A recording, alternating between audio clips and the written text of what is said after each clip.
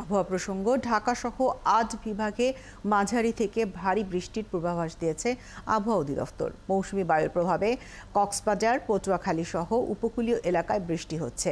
সাগর উত্তাল থাকায় কক্সবাজার এবং পায়রা সমুদ্র বন্দরকে ৩ নম্বর সতর্ক সংকেত দেয়া হয়েছে।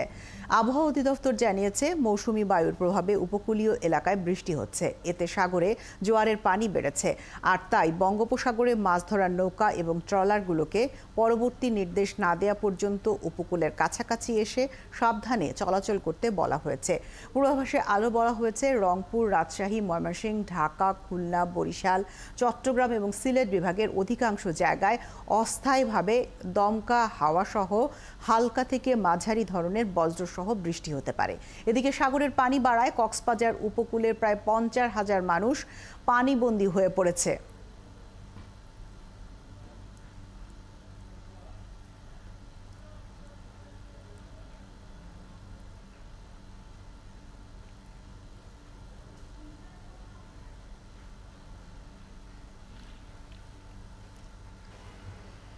চট্টগ্রামে ভোর থেকে ভারী বৃষ্টিপাতের কারণে জলাবদ্ধতা তৈরি হয়েছে নগরীর বিভিন্ন নিম্নাঞ্চলে। কিছু এলাকার সড়ক পানিতে তলিয়ে গেছে।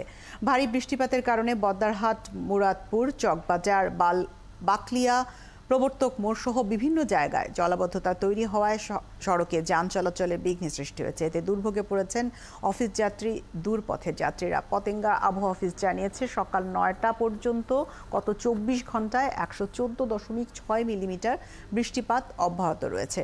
সেখানে সকাল ৬টা থেকে ৯টা পর্যন্ত ৩ ঘন্টায় বৃষ্টিপাত রেকর্ড করা হয়েছে ৬২ মিলিমিটার। মৌসুমি বায়ু সক্রিয় থাকায় এ বৃষ্টিপাত অব্যাহত থাকবে বলে জানিয়েছে আবহাওয়া অফিস। এ প্রসঙ্গে আরো বিস্তারিত জানবো, সহকর্মী প্রণবেশ চক্রবর্তী আমাদের সাথে চট্টগ্রাম থেকে যুক্ত হবেন। প্রণবেশ, জলাবদ্ধতা তৈরি হয়েছে নগরীর বিভিন্ন স্থানে, নিশ্চয়ই মানুষ দুর্ভোগে রয়েছে। কি অবস্থা দেখছেন আপনি?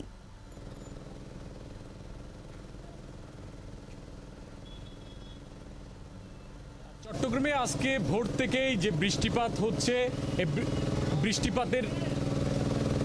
বৃষ্টিপাতের কারণে পুরো চট্টগ্রাম জুড়ে আমরা দেখতে পাচ্ছি বিশেষ করে নিম্নাঞ্চলগুলোতে জলাবদ্ধতা শুরু হয়েছে। আমি এখন যে জায়গায় আছি এটি হচ্ছে কাতালগঞ্জ এলাকা। কাতালগঞ্জ, মুরাদপুর, বহদ্দরহাট, বাকলিয়া, চকবাজার এইসব এলাকার নিম্নাঞ্চলের সড়কগুলো সবগুলোই পানির নিচে।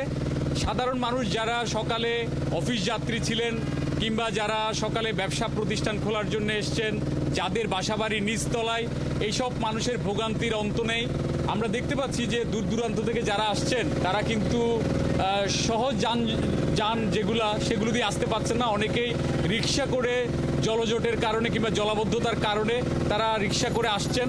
এবং যারা আমরা সাধারণ যাত্রীদের সাথে কথা বলেছি, তারা বলছেন যে টাকা, যে ৫০ টাকার ভাড়া এখন অনেকে ১০০ টাকা চাইছেন।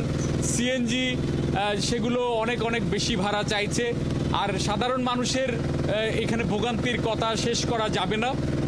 আর যেহেতু এখন একটু স্বাভাবিক অবস্থার দিকে যাচ্ছে চট্টগ্রাম কারফিউ অবস্থা থেকে, সেই জায়গায় আজকে প্রাকৃতিক এই বিপর্যয়ের কারণে অনেকটা স্থবির বলা যায় চট্টগ্রামের জনজীবন, অনেকটাই থমকে গেছে।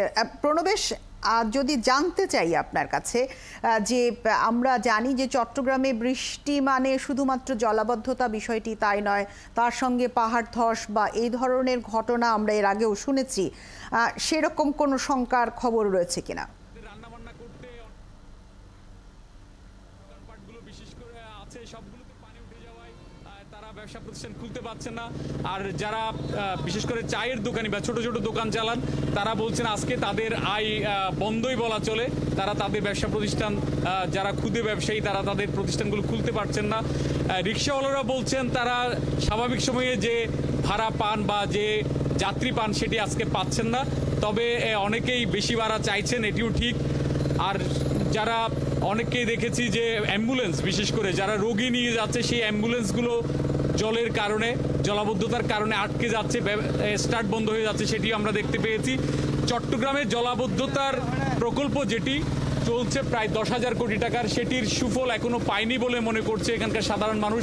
তারা বলছে যে কাজ দ্রুততার সময়ে হওয়ার কথা সেটি তারা পাচ্ছে না বলে এই সমস্যাটি বৃষ্টি হলে এ ধরনের দুর্ভোগের মধ্যে তাদেরকে পড়তে হচ্ছে। প্রণবেশ, আপনাকে ধন্যবাদ জানাই। দুর্যোগের মধ্যে আমাদেরকে সর্বশেষ পরিস্থিতি জানানোর জন্য চট্টগ্রাম থেকে সহকর্মী প্রণবেশ চক্রবর্তী যুক্ত হয়েছিলেন আমাদের সাথে।